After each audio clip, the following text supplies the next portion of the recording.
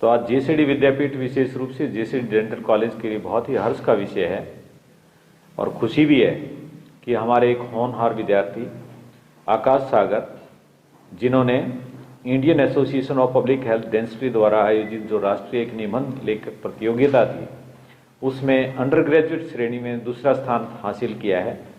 ये हमारे लिए नहीं, कॉलेज के लिए नहीं, पूरे हरियाणा और सिरसा के लिए बहुत ही गौरव का विषय है कि पहली बार नेशनल लेवल में हमारे विद्यार्थी ने लगभग 350 डेंटल कॉलेज हैं पूरे ऑल ओवर इंडिया के अंदर, उनमें लगभग 50% जो कॉलेज है वो पार्टिसिपेट करते हैं, यानी 170 कॉलेज ने पार्टिसिपेट किया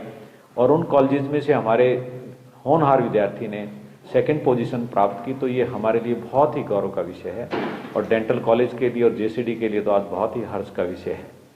मैं इस प्रतियोगिता में जितने भी हमारे प्रतिभागी थे उनको तो शुभकामनाएं देता हूं और विशेषकर जो हमारे विनर्स हैं उसको मैं शुभकामनाएं देता हूं। और आप सभी जानते हो जेसीडी विद्यापीठ हमेशा पाठ्यक्रम के साथ साथ जो सहगामी क्रियाएं हैं उनमें पार्टिसिपेट करता रहा है। स्पोर्ट्स में भी आपने देखा है हमारे विद्यार्थी बहुत नेशनल लेवल पर इंटर यूनिवर्सिटी की जो गोल्ड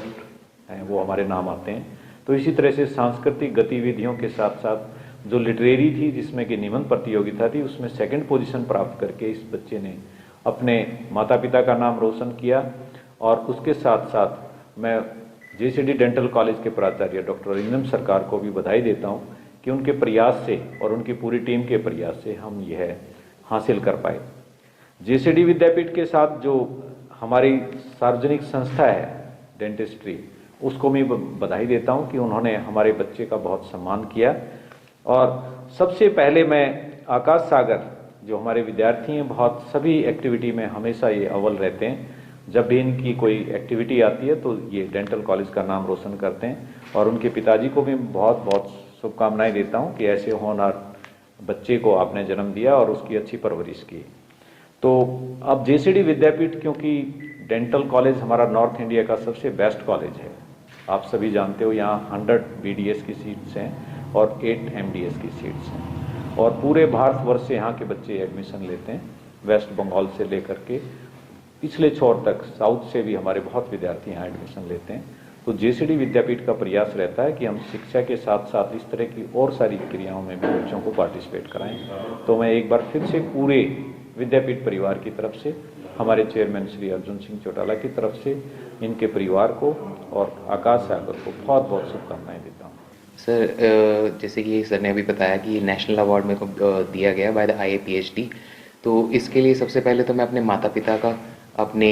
प्रिंसिपल का डॉक्टर सरकार का और अपने जो हमारे HOD हैं डॉक्टर योगेश का और सबसे ज़्यादा हमारे DG सर का थैंक यू करना चाहूँगा, क्योंकि इन्होंने ही मेरे को ये मौका दिया कि मैं आगे आके सब में पार्टिसिपेट कर पाऊँ।